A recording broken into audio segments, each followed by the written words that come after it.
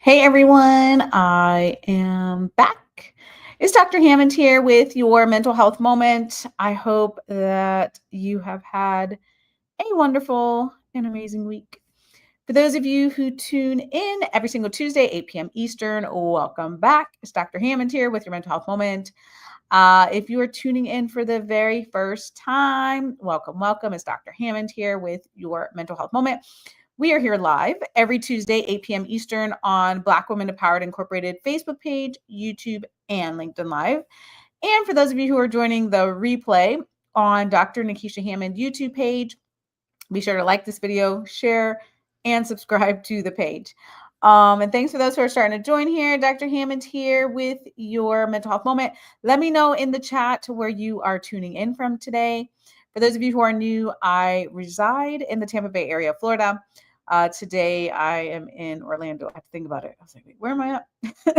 Because it seems like it's always a new city. But all good. So a couple things before I start today's mental health moment. First, if you're new to mental health moment and you're like, what's happening here? What's going on? Mental health moment is all about how do you work on becoming the best version of who you are so you can show up powerfully for yourself and for the people around you. So we're here live again every Tuesday, 8 p.m. Eastern, learning different ways to improve ourselves and our lives. And of course, that trickles out into other people around us, which is a great thing. But but before I get started today, I wanted to share a few things that was on my heart. First and foremost, if you haven't seen already, you may be in various different parts of the world watching this, but of course, there has been a major hurricane that pretty much headed straight for Jamaica. So please keep Jamaica in your prayers. For those of you who are not, for those of you who are new to mental health moment, you may not know, but my mom's side of the family is from Jamaica. I have some, well, distant to me, but close to my grandmother relatives that are still out there. They're like directly in the path of the storm. So please keep the whole island of Jamaica and, of course, loved ones, friends, family in your prayers. So I ask that for you today. And hopefully we will hear soon from our family members who are out there. And we're, yeah, there's a lot of different resources, though. There's a lot of different ways to help. Please be cautious, of course, with anything. I've lived in Florida almost my whole life. I've been through a lot of different hurricanes. Unfortunately, there are people that try to scam the system, unfortunately. So please, in whatever way that you can help this situation, please, yes, definitely reach out, but also make sure that who you are giving money to or funds or supplies or whatnot is actually a reputable organization. Of course, just make that disclaimer. For those of you who follow me on Instagram, I did share Essence magazine actually had a post today with different ways that you can help different reputable organizations that can be helpful through the hurricane recovery efforts. So I reshared that. Well, I put in my stories and also on my page under like the reshare or something like that. So if you follow me on Instagram, you can go there to find some reputable resources. But again, good evening from San Francisco. Welcome, welcome. Thank you for your prayers. But again, for those of you who are just tuning in, I was just talking about briefly before I start today's mental health moment, just to keep the island of Jamaica and surrounding areas, whoever is impacted by Hurricane Melissa, in your thoughts and in your prayers and your good vibes, whatever you have to give, please send those out into the world. And but like I said earlier, there's a lot of great organizations that are already there and or about to be there and can help with the relief efforts. Thanks from someone said they're here from Morocco. Welcome, welcome. Thanks so much for joining here. So if you're just tuning in, let me know where you're tuning in from today. I'm not going to, I'll be completely honest with you all before I start today's mental health moment. I'm still doing today's mental health moment, but it has been a bit difficult the last 2 days, honestly. It's been a lot. It's been a lot. I've had to take some breaks from social media. Personally, there's just so much coverage of, there's so much coverage about the hurricane in Jamaica, and of course, having family over there, and growing up with my mother and grandmother and just Jamaican household and all the things, it just hits a lot closer to home. So I, just like I share with all of you all to protect your mental health, have been doing my best to do that as well. And also working with my friends. And we have like a friends chat of just different ways we're going to try to help the community over there. So, but I'm here with you all today. So, greetings from Virginia. Welcome, welcome. Thanks so much for joining here. And again, let me know where you're tuning in from in the chat. If you're just now tuning in. Okay, that was one thing that I wanted to share. The other thing, so I know some of you had reached out. So I don't even know what we got on last week. last week, last Friday. I can't believe that was only a couple days ago. Last Friday, in case you missed it, was my second annual Growth Mindset and Self Care Summit. We had it live in Atlanta. Super grateful for everyone who attended. I know some of you had asked about having a hybrid conference in the future. That one was only live. I did see and hear some of your suggestions, so we will be doing that.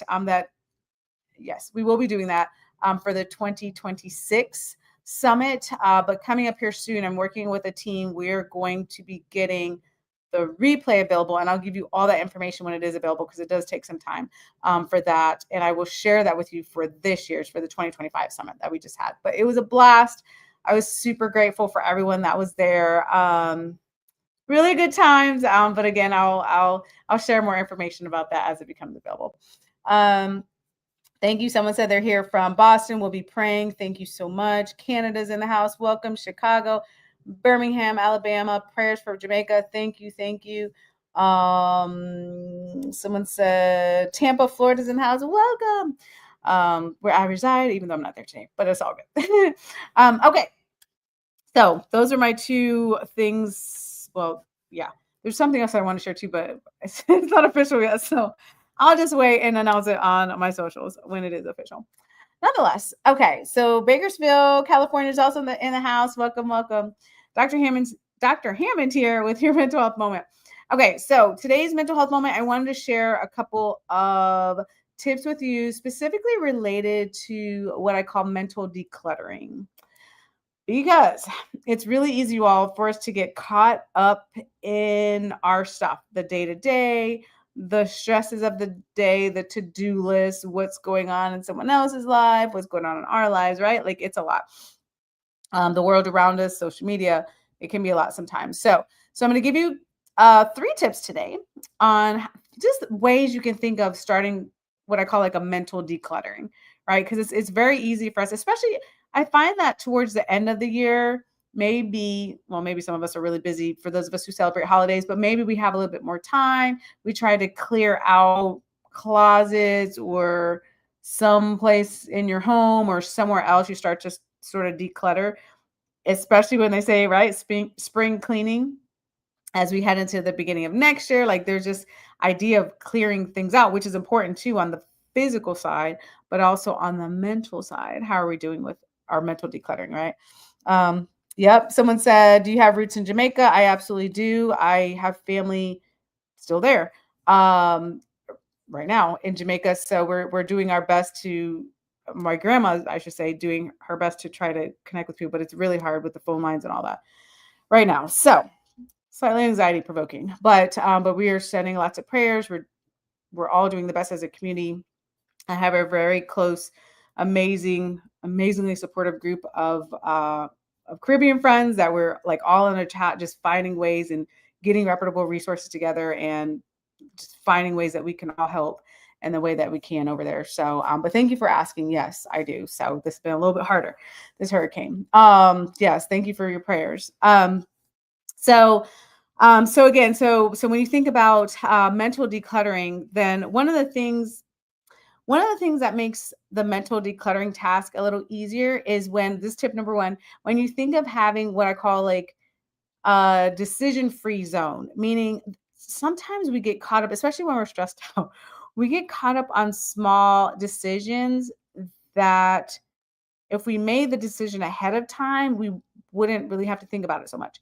And what I mean by that, for example, right, is sometimes, I don't know about you, but sometimes we get caught up in like, what do we eat today? Like, what do we eat for breakfast? Or what do we wear today? Or like, right, those like little decisions that if you know your week is going to be busier, let's say, and you really need to work on like decluttering because you have so much on your mind anyway, the things you can do, and I have done this before personally. The things you can do is like set aside your clothes, let's say for a couple days. Sometimes, well, oftentimes actually, especially when I travel, it's a little easier because I don't have my whole closet.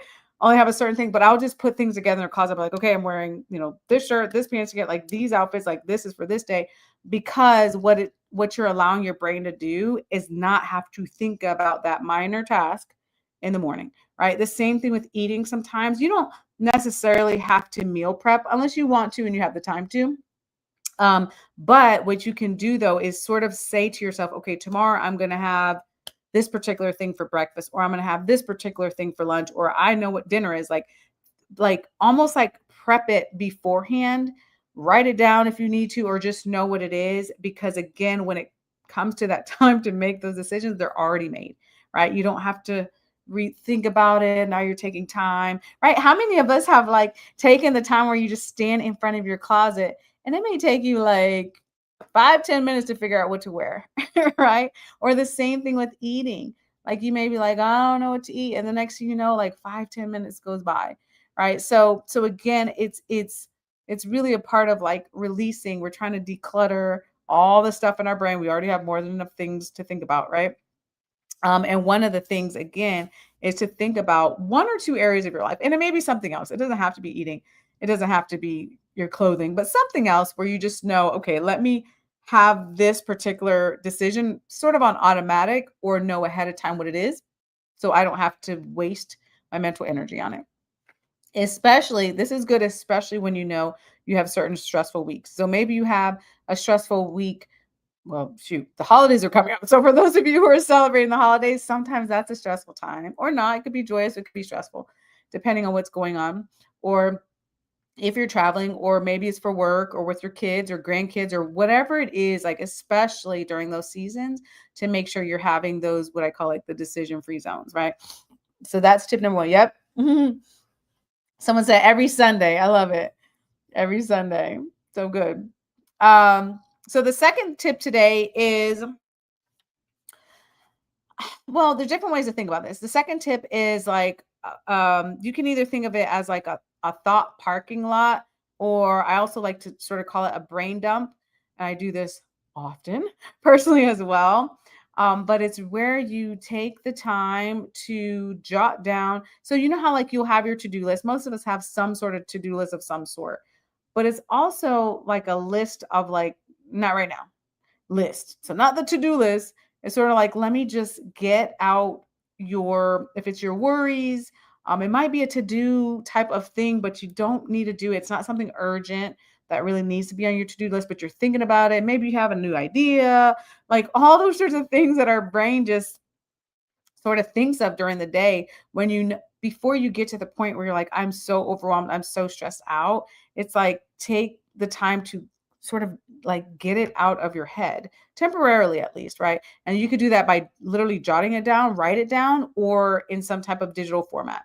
So I think yeah, I definitely do both. So sometimes I have a million places where I write things down, but I'm a writer by just by love and nature. So I like to physically write things out, but also I also keep the notes on my phone. Like I have different categories of different things. I'm like, oh, I got to do this, I got to do this, or I have this idea or whatever it is. And I will literally get it out my head and put it on, the notes in my phone. Like I said, you can keep it digital, or you can, if you want to do old school and like write it down, you can do that as well. There's not a right or wrong with that, but it's more of a way to train your brain to say, okay, I'm so overwhelmed. I have so many thoughts going on. Let me try to get it out. Right. So that's a kind of like a thoughts parking lot. Like, let's park it over here. This is for not right now, but you'll get to it. Right. So it's not the to do urgent, but it's like, let's sort of get it out instead of the thoughts just rolling on and on and on in your head. Right.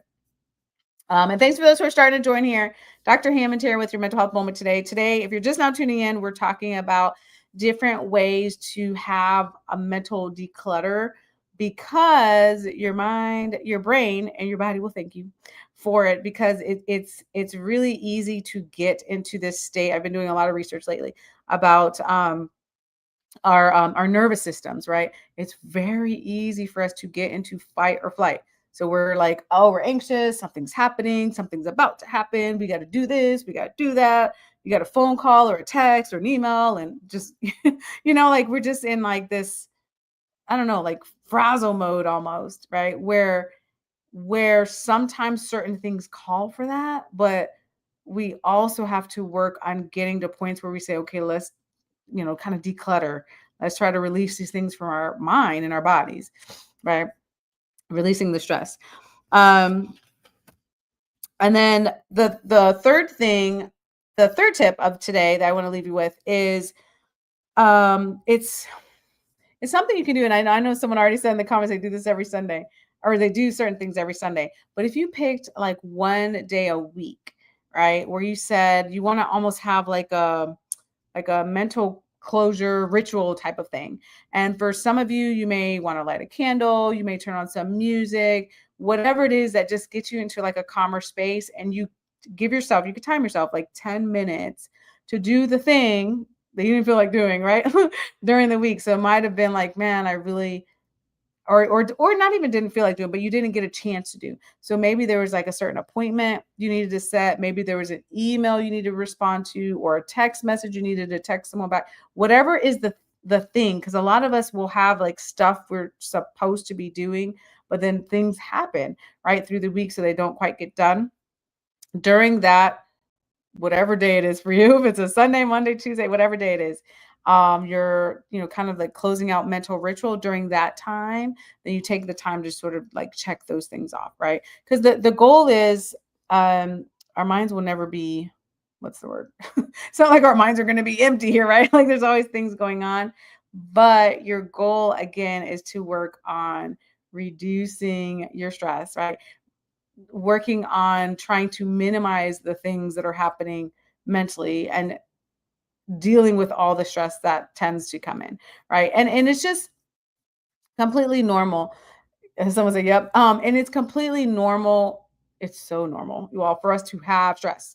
Like we know that'll always exist, but again, I feel like the trick, if you will, is to recognize it. Like I always say, right, we talk a lot about self-awareness on mental health moment, but like to recognize it and then start putting the things into place for you to declutter, right? Because today we're talking about declutter, but thinking about decluttering just as how you would declutter your house, also decluttering your mind. And sometimes even with that, like weekly sort of mental closure ritual, sometimes you need to physically get rid of things. And what I mean by that is it may be some type of, I know I need to actually clean off my desktop on my computer, but it may be things on your computer, and maybe apps that are on your phone, like all those sorts of things when you think about like mental decluttering, because there's things that just add to our stress sometimes that we can easily work on deleting.